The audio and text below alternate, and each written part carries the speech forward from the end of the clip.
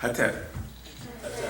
My name is Nasud Atun Hutep Emre Atumare, and I'm a student teacher of our master teacher, Pamna Bab Yanoon, aka Malachi Kobeni York, Bassa Africa. And these classes that we have are question and answer classes, not newcomers classes. Question and answer classes, whether you're new or you're an advanced student or someone who wants to know more about Wu-nuwaupu, our job is to answer your questions, any questions that deal with our doctrine. So if you have any questions, the mic is open.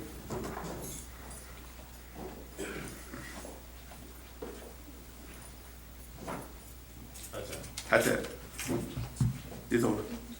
In regards to the 30 personalities, What book you coming out? genetic kits Okay. and the various updates. Mm-hmm. Why would your 30 personalities well, first I guess I want clarity on, are they your ancestors? And if so, why would 30 personalities of your various ancestors try to destroy you, hold you back? Is it because they are trapped souls? Is it because they're disagreeable? Why would they not want to support you and help you or be freed? As our master teacher has taught us, turning down a little bit, years ago, right, of how, the inner being, he had a tape out, right? Where he was saying that you had to learn yourself. So when you learn yourself, you know what to do's and don't do's. You feel what I'm saying? So what happened is that if you're a negative person who like to drink, smoke, and you're all about YOLA, or YOLO, what is it, YOLO? YOLO. You only live once. So I do what I want to do, right? So they don't care about their spirituality or nothing, right? But these people still have children. And they go out their way to have as much sex as they want, right? Drink as much as they want, smoke as much as they want. And what happened is a female who actually likes these guys.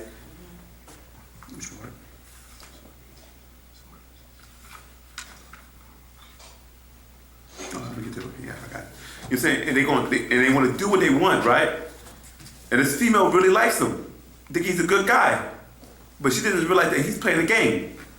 And she has a relationship with this dude and gets pregnant by him. So this guy doesn't care nothing about her or the child, and then go on living his life to the fullest. So then what happened is this becomes one of your ancestors. You hear me? So this, and their whole life thing is based on what? Self-destruction. And then a couple of generations later on, this becomes your great-great-grandfather or your grandfather or your great-great-great-grandfather. You feel me? Or it could be your father. You feel me? So this is why some of them don't care. So you might be in a position where, oh, I want to smoke this, I want to do that. And he said, yeah. I can live again. I can get another hit of that joint.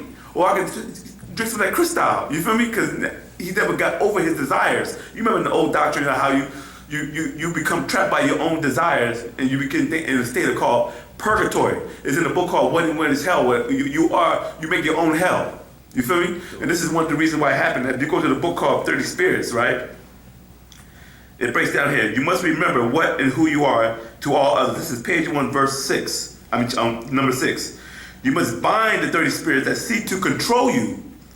The very voices of your own Salafu, which is your ancestors, who lived it in the image of the beast and at Tamwat death have been trapped in his hell. Meaning that when you live your life to the fullest, you're living, I got a good job, I got this, I got that, but if it's not self-kind and it's not on a positive vibration, it's not in tune with your natural nature, you're living your life under somebody else's rules and regulations that has nothing to do with your natural nature. And what the Caucasian call his paradise is really your hell. You know what I'm saying? And it says you must bind them and free them from the realms of hell, that you will be free of their whispers in your abab, heart, and your akal, mind, which affects your very action each zaman day of your life. The same sawa'ud voices who whisper to your inner mind as to what to do, what is best to do, what is right to do, and what is good to do.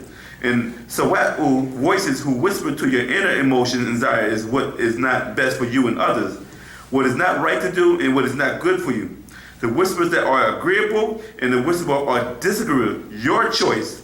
You will be influenced by the very voices in your DNA, which you became at the birth, what you accepted as you grew, what you believe you want as opposed to what you need. Your inner voices who whisper to you only wish to fulfill their lifelong desire with your flesh, which is your jasad, and katat body, to lust their lust and to pleasure as they wish to be pleased by any and all. So this is their whole thing.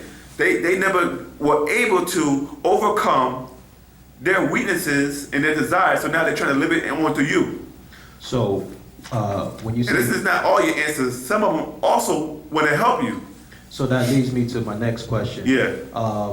So how do you differentiate this whispers? Okay, you have your ancestors because the master teacher made reference to those ancestors who are constantly trying to contact you, to guide you, to help you. And then you got those that's trying to bring you down. Okay, are they the same 30 or are they separate? Or you have... Okay. When you read the Genetic Kiss book, right? The walk-in is different than your 30 personalities. Your 30 personality is like, okay, I'm doing something, right? And then you say, well, I need to do this. You know you got to do this, but some say, well, do this. That's your 30. Now, when you get angry, drunk, over lustful, this is when the other beings are able to infiltrate and possess you. Okay. And you black out. Because you got to understand is that it's from birth. You're also familiar with your 30 spirits, but you actually think it's you. Because they occupy the same brain pattern, everything that you do in your life, they have access to your control center, which you call your brain, your memories, your emotions, your feelings, everything. You feel me? So when you do certain things and you're like, damn, and you say, damn, I should have did that. Or I messed up. Because they made the decision for you. And then you regret it later on when a bad outcome happens. You've been dealing with them all your life. Instead you thought it was you. So you know it's best for you. You know, like, okay, I got a girl, I love her, but I like this chick too, and I like this chick, and I like this chick, and you don't know which one you want. You hear me? But the one that take care of you, that's for you, you dog her, but the chick that don't care nothing about you, you give her everything. But you know deep in your soul, like, okay, I need to look out for her, but it's not what you need, which is her, it's what you want, which is her. You feel me? Right. And then you know the decision because you made those decisions many times. I know I ain't supposed to eat this because I'm overweight. I need to work out. I need to, stay trim. But I can't help it. It just tastes so good, and you just let yourself go. This is the spirits in you that's actually dictating. I need to have another taste of that. So when you bind them, binding them is actually making a choice not to listen, or binding them will be first awareness. You have to be aware that this is not me. Remember in the book, it says right there, you made a conscious choice. That's in the Genetic Kiss, right? Right. Now that you know which one it is, you don't give them no power. Okay, I'm not gonna do that. This is how you bind them, by not doing it. They're gonna always be there because it's in your blood. You just gotta suppress them. So people who lose control of them, they call it multiple personality disorder. Now, why would they call that a multiple personality disorder if it's only one person? So where's the other personalities coming from? This is what your psychologists are not telling you. You hear me? So where's the personalities coming from? And why do you got to give them a drug to suppress those other personalities? Because they can't go into detail about the 30 spirits.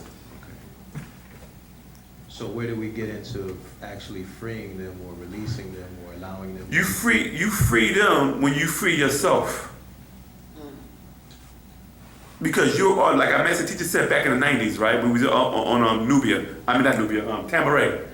He said that when you are born, you are responsible for your whole bloodline. And then when your son is born or your daughter is born, that they become responsible for your bloodline. Do you have any children? Yes. Okay, so your children are actually responsible for your bloodline because it will keep continuing. So before you had children, if you was in Wu-nuwaup, your bloodline is at its peak. Now you have a child, it's still at its peak. Now your responsibility is to teach your child or your children their natural nature, which is patarak, the way. If they don't accept it, then your bloodline will go off. in this direction unless you got a pickup, you hear me? From the ancestors before that happens. You feel me? Yes. Sure. Any other questions? For now. Okay. So this is why our master teacher put out a book called 30 Spirits, which is part of that, and a genetic kiss. What happened is a lot of our people are so caught up in me, myself, and I, they forgot to add the other 27. Me, myself, and I is 3, and then you got more. And it's so many ways that people get caught up in themselves. You feel me?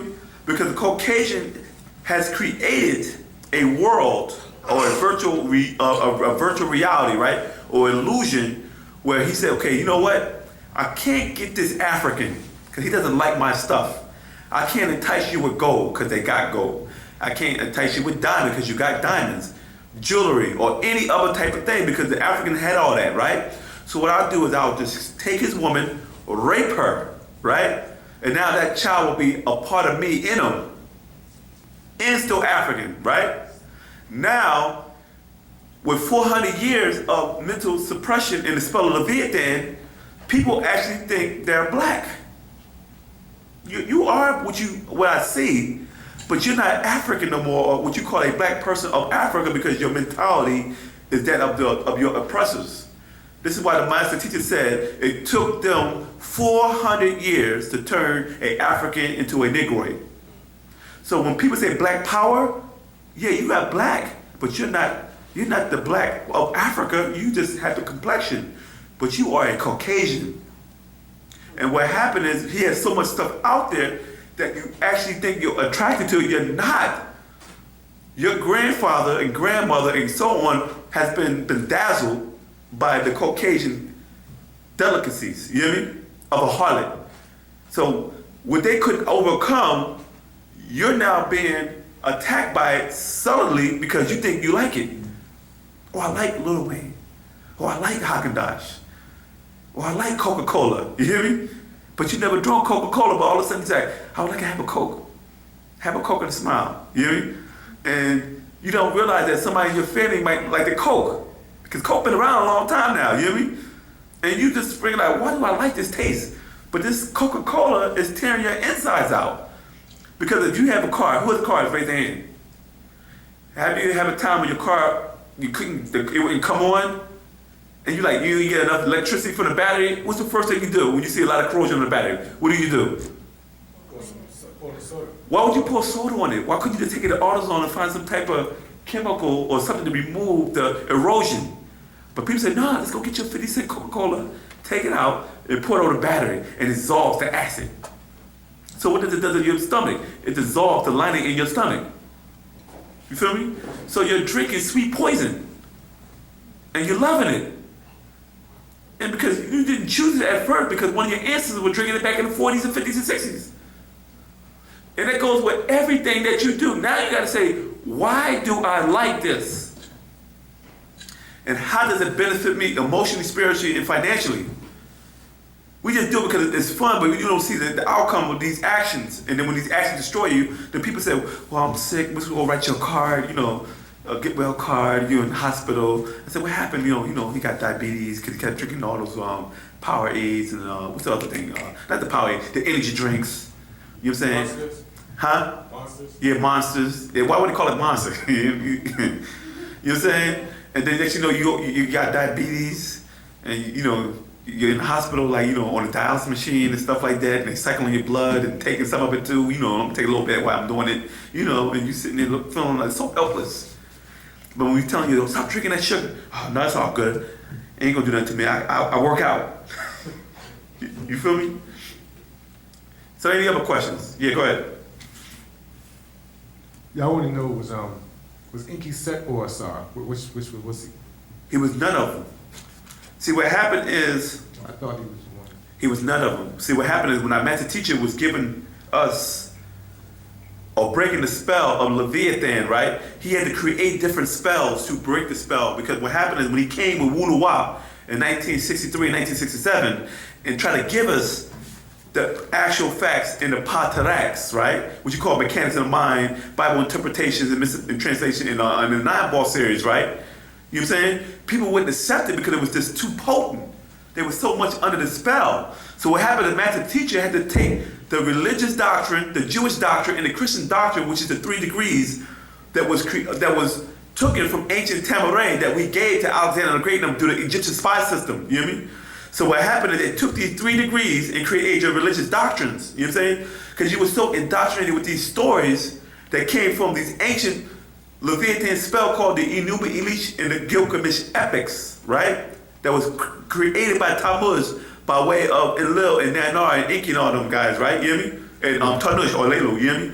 They were able to create their own version of the ancient Tamarian stories. You hear me?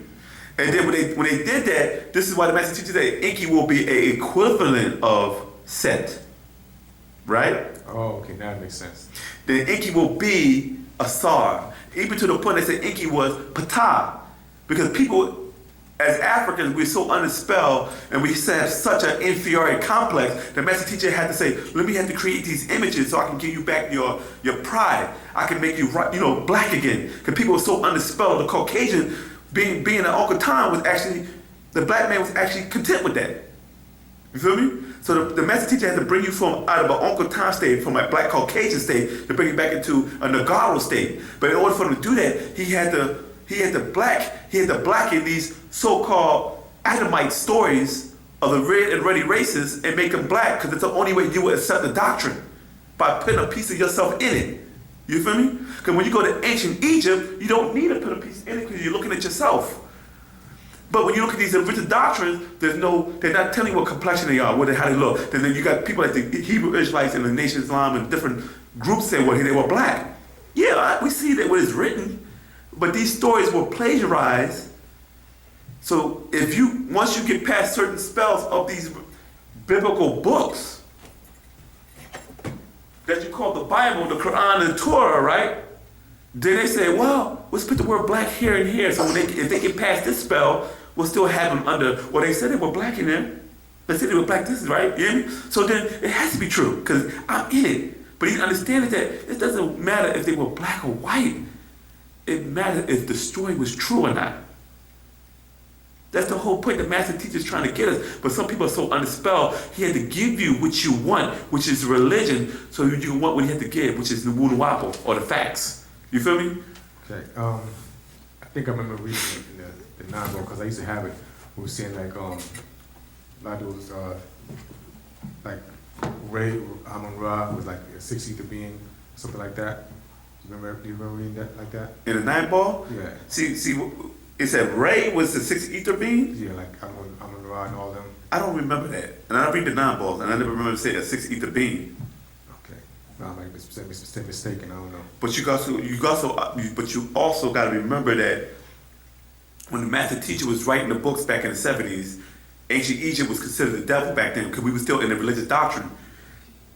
So in the religious doctrine, we dealt with good and bad, or good and evil. But in the ancient Tamarian doctrine, there's no good and bad. It's disagreeable or agreeable. You know what I'm saying? Because in this doctrine, if we talk about ancient Egypt, if you're going to submerge yourself into a culture, you have to practice it fully. You can't just say and bend the rules. And it's never bent the rules when he taught us to be Muslims, Christians, and Jews. He took it to the best. And then what happened is when you studying the moon doctrine of the moon cycle, anything that was sun cycle related will be considered evil. This is why the devil said he made evil look fair seeming. So he took the moon doctrine and made it like it was the right doctrine. So where did the moon doctrine come from? The moon doctrine came from the time of death. They had to create a doctrine for a dead man. You ever heard that term, dead man walking? Yeah. That's the Caucasian. Because he's a dead man walking. See, what happened is in a book called Man from Planet Risk. Is it Man from Planet Risk? I think it's in a book called Man from Planet Risk. Let me see, I'm going to pull it up real quick. In Man from Planet Risk, they have a thing called entropy, right? And entropy is when the universe is at its highest peak, where all the natural non-gas of the universe is vibrating. You feel me? And what happened is, I'm gonna find it for you real quick. And what happened is, It's right there. That's it. And what happened is, I'm gonna find it real quick. When the universe is peaking at its most powerful state, this is what you call nine ether, or what you call the sun cycle. Because this is when the suns throughout the multiverses and omniverses are most potent, right? And what happened is when the universe hits a certain peak, it has to rest. And at the time of rest, we call that the moon cycle. And it happens every 6,000 years. So what happened is in ancient Tamaray, 6,000 years ago, right, and when we came out of the sun cycle, they had to create a dead man. Because what happened is a living being of nine ether cannot rule during the time of death. So they created a counterpart, which is a Caucasian race, that coincide with the forces of nature of when the different extraterrestrial beings were coming in and were grafting and creating their hybrids. So you're saying they created them so they can rule? Yes. The rule at the time of death. What happened? Because you can't, but Master Teacher said the nine ether beings can't rule during the time of death. So who created them though? Who created them? We did. We created them to rule. Yes. And we made pacts with different beings, you hear me? That were living on planet Earth at the time, so we can create them to defend us against other extraterrestrials that were invading. It's a movie called The Blade Runner. Are you familiar with that movie? Yeah, I remember that. That movie right there, right? yeah, it came out in 1982, 83, if I'm not mistaken. It starred Harrison Ford. And in that movie, they showed you about these Andromedan, Platinian-looking beings, right? And these beings were clones, and they genetically grafted them, and they said they gave them a lifespan because they didn't want these clones to actually turn on their masters. So they gave a certain time for these clones to actually live. These clones became so smart, they said, look, we need more life. So they were killing everybody to go back to the creator to give them more life. Because it was in their genetic makeup for them to stop functioning at a certain time. You feel me? Yeah, okay, I remember that movie, yeah. So what happened is, this is the same thing. They created these clones to be super soldiers. You hear me? And send them off-world on different mining colonies to take out different other species that would come there to try to attack these colonies they would have at the time. You feel me? Yeah, she didn't tell me how much she did that. I'm trying to find the one on entropy. I usually have it. So what happened is if you read a book called hey, can you bring me the book called Aspects number 22? Mitochondrial DNA. Well, let's go back what I've memorized. So what entropy is, when it goes to a higher state, and when the energy of the universe rests, this is how the moon and sun cycle came about. You feel me? And if you read in a book called Actual Facts, number 22, it's called the mitochondrial DNA. When it's breaking down how Ptah, right here in verse, I think it's number 122. Now the initial approach of the Anunnaki, Nehershak or Ninti, sister of Enki and Enlil, and daughter of Anu, was to break up the chromosomes into pieces of DNA, inject those pieces into cells, and then search for the ones that could replicate unaided. Because what happened is one of the problems the Anunnaki had when they was creating the Makasu race, right? They were trying to put their DNA inside the mitochondria of these Caucasian race, you hear me? But every time they did it, the disease of leprosy wouldn't allow it to, and it would corrupt the center of where they were trying to, the center of the mitochondrial DNA where they were trying to inject their DNA into them. You know what I'm saying? So what happened is, however, there was a problem because of the disease genes of the Caucasus. Any DNA pieces she injected immediately infiltrated and hijacked the replication centers. You hear me? So Enki with Ptah of Padnadaro, now they're in Africa. You hear me? And Africa came with the solution. But Ptah knew that the circular pieces of DNA cannot hop onto the chromosomes because they have no sticky ends. So he could seal the Nehershak pieces of DNA inside a circular structure.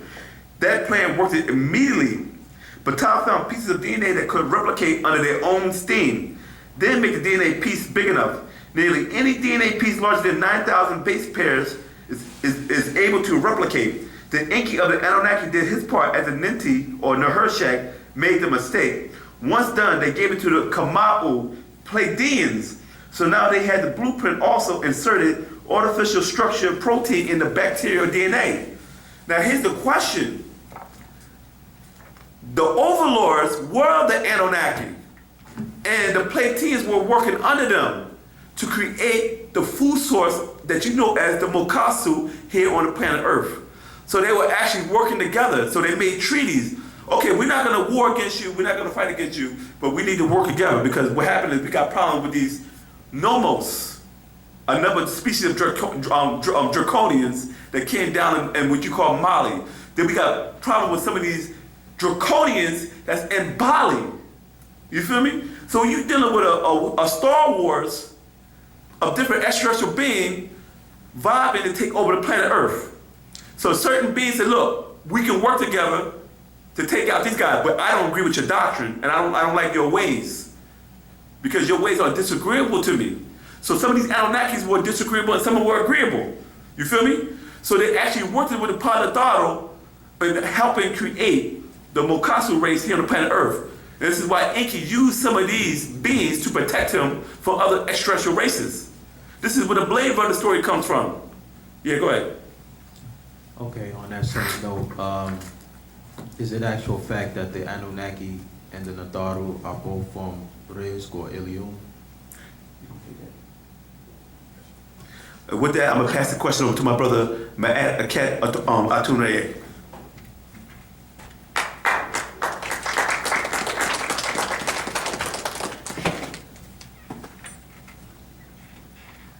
What's up, good brother? That's a, Would you mind repeating your question? along the same lines what the brother just finished teaching, is it actual fact that the Anunnaki as well as the Nataru are both from Ilium or Rizq?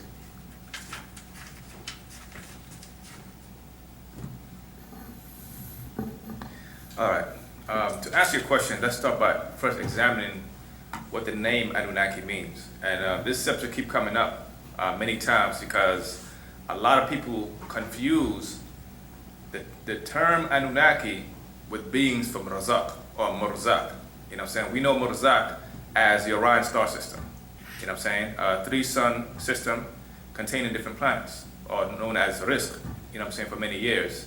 There are beings who are indigenous to that planet, who live in the atmosphere, in the water, and on the land. And those beings we are linked to morphogenetically as Nagaru. You know what I'm saying? We are the descendants of those particular beings. They're known as Nataru. Anunnaki simply means, by title, those beings who Anu sent down to Ki, right? And I'm gonna write this on a board real quick for those who may not understand.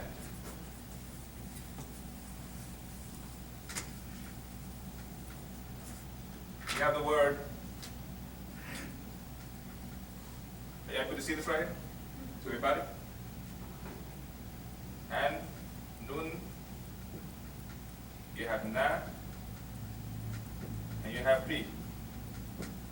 Anunnaki. Right? Now, sorry, let me do it this way.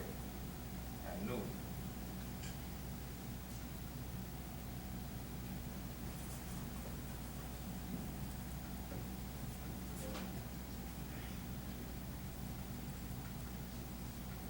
Now, in ancient Sumer, the name Anu is he who is on high, the highest deity in ancient Sumer, Father Anu, right? You have Father Anu, and you have the word Na, which is the us, and the name Ki, which is the original, one of the oldest names for the planet Earth in ancient Sumer language, Sumerian language. You know what I'm saying? That's where you get the word geo from, or gi from. The Greeks borrowed it, became geometry, and so forth and so on. So those beings who came on a particular craft, which is 5 times the size of this planet, called what? Nibiru. Nibiru, which is a planet that crosses the sky. And on Nibiru you have 144,000 species. Think about that for a moment. You have a planet that's 5 times the size of the planet, right? That's being manned, that travels throughout solar systems, that comes to this solar system every 3,600 years. And you have 144,000 species, right? And all those species are ruled by who? Anu. They're under that order, because different solar systems have different orders or different commands. You have the Nibirian command, you have the Ashtar command, or you have the Orionian command. You have different commands that take place. So you have different species that may be under that. It's just like you're an earthling, and you may have another being from Meldek, or you have another being from Jupiter, but they all fall under the same rulership, correct? Now, you could take different species and assign them to a particular task. Those beings will be titled Anunnaki. You understand? That doesn't mean that every Anunnaki is a resident of Risk. That's not real. You know what I'm saying? That would be, that's where the confusion comes in. But I'm going to read something to you also to give you a better understanding. And this is coming from the Black Book, the introduction. Also known as the Sacred Record of the Tir Afarti Atumbraye. Okay. Oftentimes, the survival of one being meant the extinction of another. One of these such star systems was Risk, a planet in the 19th galaxy, the 8th planet of a 3-sun system which was inhabited by the Riskians, also called Nataru. So now we know that the Riskians are who? The Nataru. All right. The 3 sons of this planet Risk were known in time by different names, right? The most common being what? Atum, Atun, and Ahmun. Back in the Sumerian school, it was known as what? Shamash, Utu, Apsu. Exactly, Shamash, Utu, and Apsu, with 3 continents. You understand? The Sumerians called them Utu, Apsu, and Shamash. When this planet Risk was visited by disagreeable beings from a dying star, they were welcomed in this great empire, right? Those that welcomed them were called Nataru. The Sumerians called them Anutu. So in ancient Sumer, there's a difference now. They called them Anutu. Anutu sounds a lot different from Anunnaki, so it's not the same beings. Just like you have the Nomos, you have the Ilul. Those are different names that are mentioned also.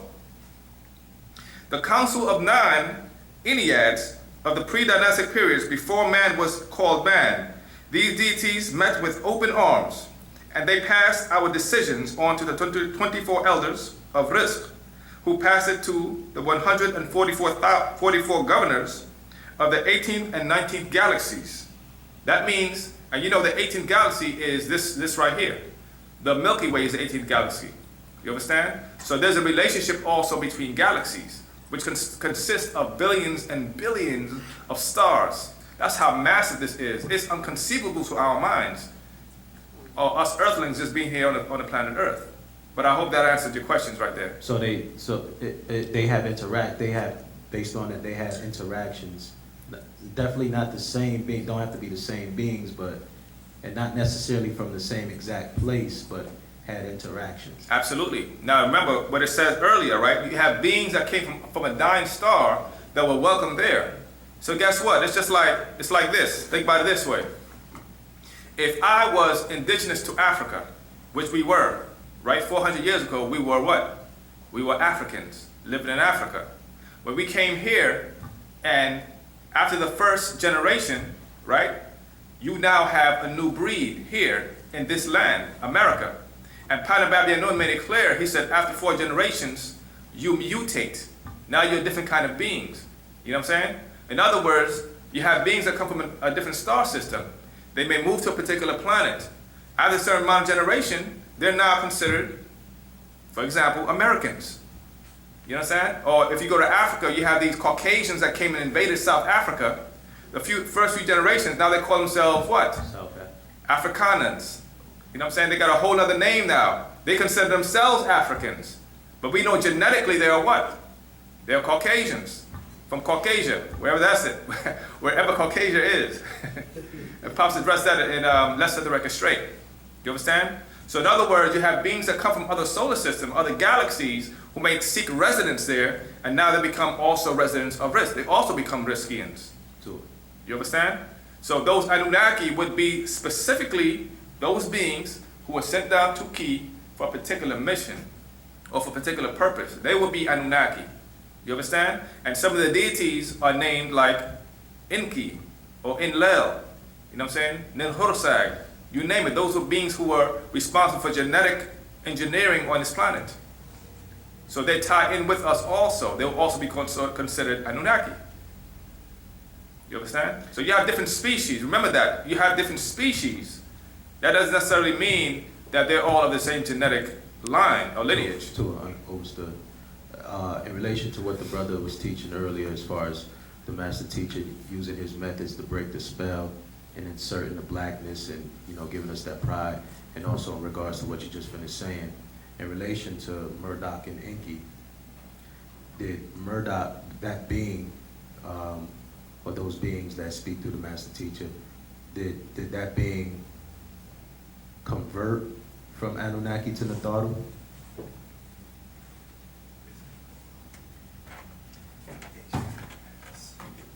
Give me one moment. While they're trying to find that book, I will give you the information that was given to us from the master teacher concerning Murdoch and Enki, right? They both, go ahead. Give me a moment.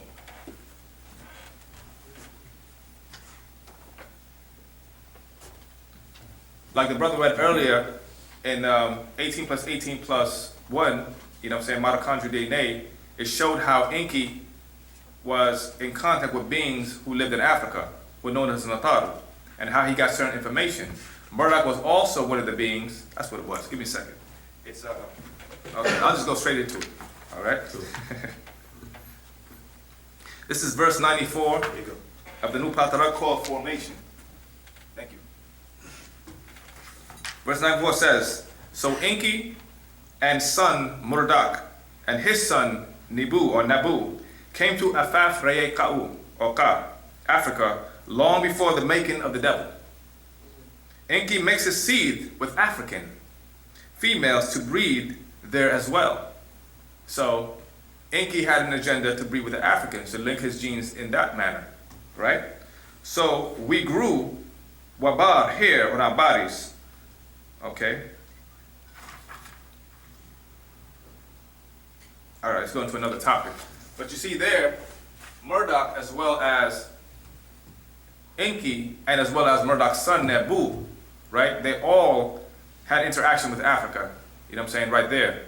And in fact, when they came back to Mesopotamia, right, Murdoch and Nabu were actually pushed out and they took residence in Arabia. And that came actually through an update a while back. And I'm pretty sure it's going to come out eventually, you know what I'm saying? Because they followed a different kind of way.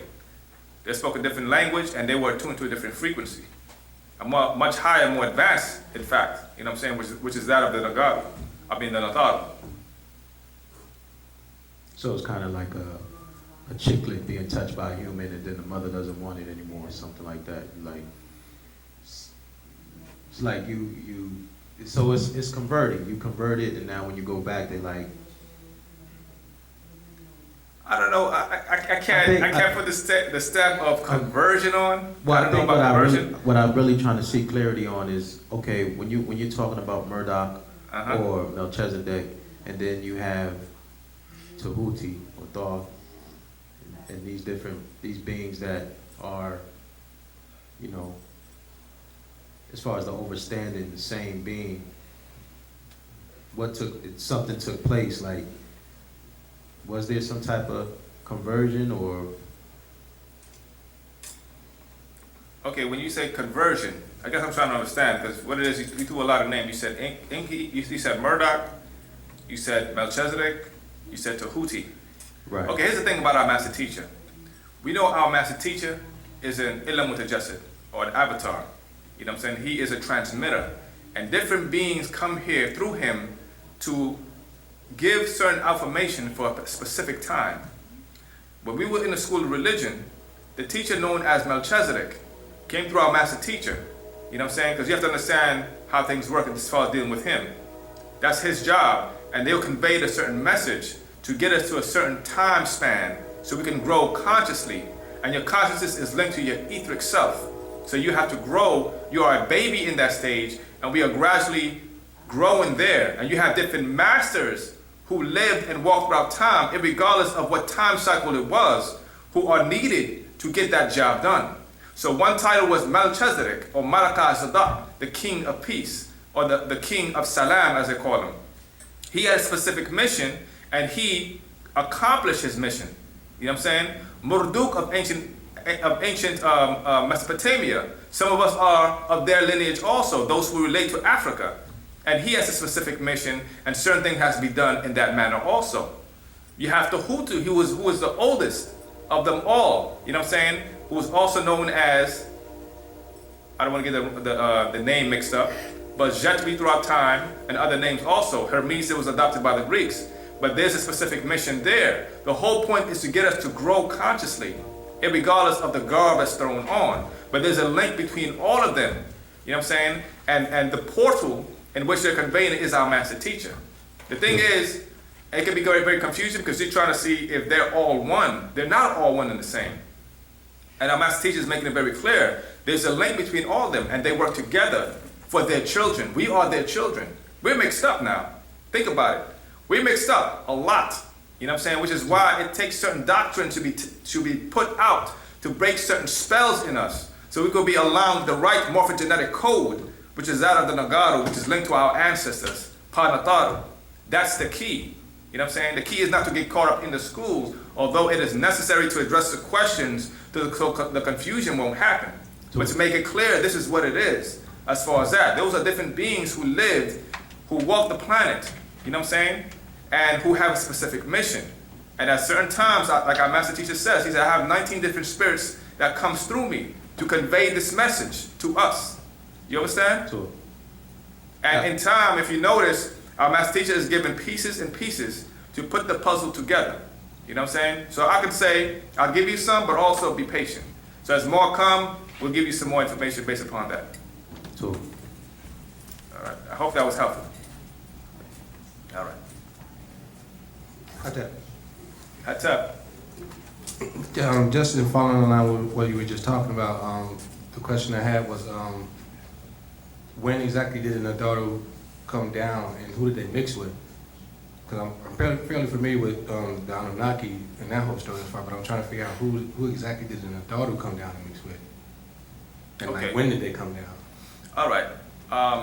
The Nataru, first of all, the children of the Nataru are the Nagaru. The oldest and original seeds who are linked to Pa Nataru. You know what I'm saying? When those beings, like he broke down in the new Patarak, when certain Anunnakis or beings came here and they saw the beings that came out of the water, they named them by certain titles. So the Nagaru, the children of Nagaru, were always here. This planet was seeded long before any species came here, which is why it makes sense that any species that come here that has an agenda, they have to go through the Nataru. They have to get permission to do certain things. Some violate laws, and guess what happens? There are star wars that take place. Right. Some work with Panataru to get certain things accomplished. And some work with each other, but they all have to get permission from Panataru, no matter what. So they always were here. You know what I'm saying? There's a Patarak, I know it's not yet out, but during the time when we were on Ustream, remember that? Yeah. A lot of them came out. Yeah. I can't remember the name of the title, but I listened to it recently, and it was explaining basically how you have different species of beings on this planet, right? And how different species, for example, he said we observe our different creations. He said we observe the fowl lines, right? Who are the birds. And there are many species of them. And he said they all respect each other's space. Then he said there are many species of feline, right? That we created. And they respect each other's space.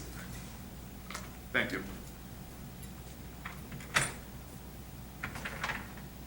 Yeah, this is perfect. Right, and then he said when he came to the human beings, which is the last, the ninth of it, he said we created a different species of human beings on this planet, right? He said, but they don't respect each other's spaces. Out of all the species, you don't see other species of animals and stuff having war with each other. Right. But human beings, we got a big problem. You understand? I'm going to read this right here also. This is from The Formation, and this is going to have to answer your question. 13, right? Okay, verse 13, which is page 3. Pa-kawak-at, the planets, are formulated, and at this earlier time period, only Tahites were allowed to grow here on this Kawak-Taha, planet Earth. Its atmosphere and its environment were not safe for weaker humanoids. As you see, Afaf Rayeka, Africa, is not safe for foreigners today. And we all know that the original seed of this planet, which to date, scientists have said, that goes back 7.9 billion years, are the genetics of the Nagaru, the most unique people on this planet Earth. You know what I'm saying? With the abundance of melanin, number one. Number two, our level of compassion cannot be measured. You understand? The kind of hair texture that we have, all animals on this planet has farar, or fur, which means that we came from an older time period on this planet, not yet calculated by this human beast, who only goes back as far as 8,000 and 9,000 years old. Some 6,000 years. You understand? Mm-hmm. And also, just to touch on what the brother was saying earlier concerning the Mukasu, right? When you read the 18 plus 18 plus 1 of the mitochondrial DNA, mm-hmm. It explains how beings from other worlds came and experimented with the albinos of the Nagaru, and this bred your various species of Caucasians. Then another breed of Caucasians came about from the extraction from the Hindu race, or the Dravadu, and that was between the time of 8,400 years to 6,000 years old. So these people are not very old at all. But we being the original race is a testament that the Nagaru are the oldest. They didn't come here to mix. They planted the seed, and then some of them came in and had human children, or bred with the beings here. You understand? Yeah. I hope that answered your question. It did. Okay. And to get that one. Anybody from the audience have any questions? Come on now, this is a question and answer class. I'm sure some folks here came here with some thoughts. I don't know, give them a chance, man. This guy here is asking all the questions. We'll get to you, man. Going once, going twice. Go ahead, brother.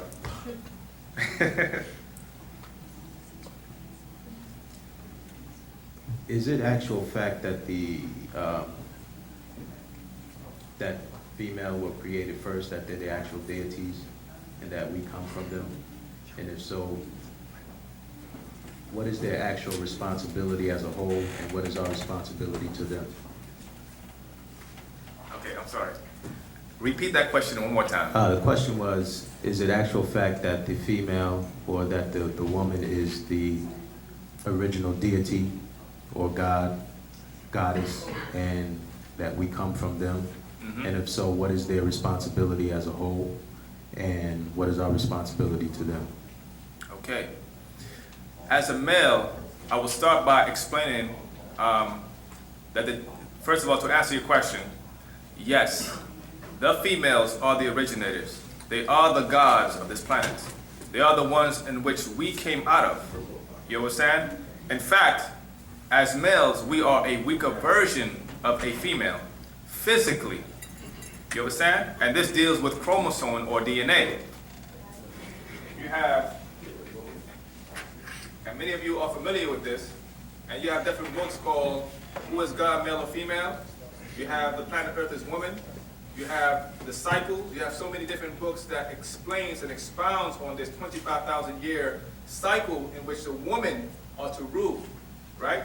And because genetically you have what's called the X chromosome. Man, we need some better highlighters, man. You have the X. If I can see this. Thank you. X and Y. Okay.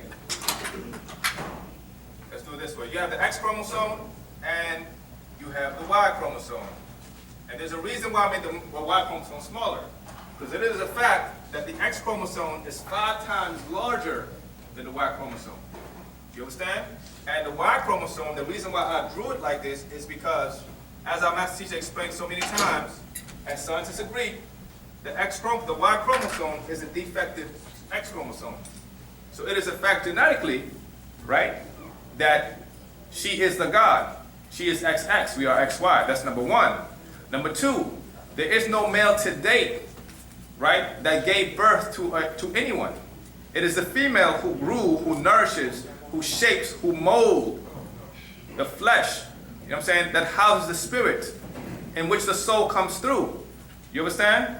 She's the one who does all that. She's the one who gives who gives birth to a new universe. You understand? Which is a living entity. We can't do that. We can't even express or explain that. Only she can. You know what I'm saying? This is what makes her God. You understand? Now our responsibility to her is her protector, her provider. And we are the ones who are responsible to teach her and put her back on her throne.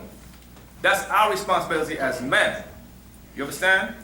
And because our women were targeted, and it is compounded within their own Bible how she was targeted. The enmity was between who? The devil and the woman.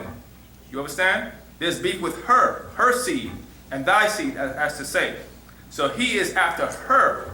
We are supposed to protect her womb from invading beings to come in. You know what I'm saying? And that ties into a lot into the morphogenetic code or the bloodlines. And let me read this for a moment. This is verse 96, and this ties into why it is important for us to protect our women. The pattern of a bloodline, morphogenetic field, or development from origin to its current stage. Since the entry of individuals with a different genetic code, such as Caucasians, would force the field to change and evolve from 9 ether, the highest, down to 6 ether. And I'm giving you this, right now I'm trying to explain this on a different level, right? Because every great man comes through a woman, correct? She is that soil that has to be preserved. If the wrong kind of seed is planted, what happens? You corrupt that. You know what I'm saying? You change that. And she adopts whatever she takes on. So if it's 6 ether that the woman takes on, guess what? She becomes one with 6 ether. If 6 ether being comes in contact with us, a female, she becomes 1 in 9 ether. She actually, you know what I'm saying, elevates. Whereas if our woman takes on a lesser race, she lessens herself, literally. So our job is to educate her, to protect for her, to provide for her. You understand? And that means that we have to get ourselves together. This is why the Wu-nuwaupian Man book came out. You understand? And so many different books came out in regards to the women. But let me read this for a moment. This is also going to answer your question. This is coming from chapter 1 of the Black Book. And this is page 55, verse 143.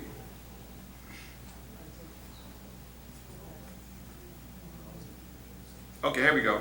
Let's start on verse 139. How did women lose the role of gods? Okay. All right, here we go. And this explains a lot of things right here. Question: how did women lose their role as gods and become subservient to her offspring, the male? Through her love and compassion, which weakens her into submission. Women lost their role when they grew to love their offspring, and thus through this emotion and love, it yielded to his rule, right? Now, this is not talking about ashuk love. It's not what it's talking about at all. This is a different kind of love. This is why the book, The 3 Loves, came out. You know what I'm saying? Lust is considered a form of love, if you're not careful. Or habub and shayuk. You understand? So when she grew to lust this new creature, this is when she lost her divinity. Because later on, Father Babylon explained what took place. You know what I'm saying? He said, I don't have Patrak right there offhand, so excuse me if I may mess up. But he explained how our woman became attracted to this beast man, of his muscle and how aggressive it was. And instead of breeding with the Nagaru to keep the sea pure, she fell in love with this particular creature. And remember, they came out of us. You understand? And this is what weakens her. And the same tactic is being used today. I see a lot of our sisters fall for the same thing, and they push it on the media over and over again. The same stuff. It's all lust and luster to attract and detour this goddess from becoming who and what she is supposed to be. Remember, it's Mother Nature. You understand? Sure. And she's linked to Mother Nature. It's the female energy that's bringing in this new cycle. You understand? So our responsibility is to aid and assist her and give her that right knowledge that she needs. Go ahead, brother. And as you said earlier, once we aid and assist her and put her back on the throne, was the reference you used. At that point, she's able to guide the nation, the tribe, or she's able to guide us. She is able to become what she's supposed to be by nature, in other words. You understand? Okay, good. I found it. I'm going to start. This is the session change 2012, and I'm going to start from verse 91. When the polarity of the Earth energy force changes to the opposite pole, and it simultaneously changes location on the surface of planet Earth, the new location not only rapidly awakens up the Nagaru people living near this sacred point, which is Africa, right? Excuse me. This time, but any Nagaru anywhere on this planet Earth, and also it sends a frequency into the electromagnetic grid surrounding the whole planet Earth. This in turn affects those consciousness grids in ways that are determined by the planet Earth's own DNA. It's our time, Nuwaupian. It's our time, Nuwaupian. Our time. We will grow according to the set of divine plans and designs by our Nagaru. There's a plan in place. It is our job, male and female, to respect each other and to understand each other's natures and work together. You understand? Let me go on. So know this, because it's coming from Amunre, the female, Anunre. Check this out. Again, this is verse 95. So know this, because it's coming from Anunre, the female power in the center of Earth's man. It's time for her to lead. 96. On one level, this means that spiritually, the female will now have her turn to lead humans into a new age. And eventually, these female spiritual age will permeate the entire range of human experience, from female leaders in all walks of life by 2009 to 2013. And this is happening if you're paying attention. Female rulers are starting to spawn all over. Let me go on. This female spiritual energy will become so strong as to become obvious to all who live on this planet, and will continue to grow for 6,000 years, going into the next sun cycle. You know what I'm saying? We have to raise our daughters, we have to raise our sisters, we have to raise our elders consciously. She has to be in that place again. And Nunre is happening right now. You understand? She is mother, and mother is mathematics. Boom.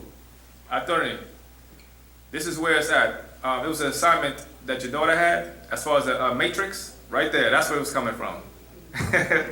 She is mother, and mother is mathematics. She is linked to nature and Pa-Re, the sun, Pa-Ah, the moon, and Ptah-Nun, or Kawaktaha, the planet Earth.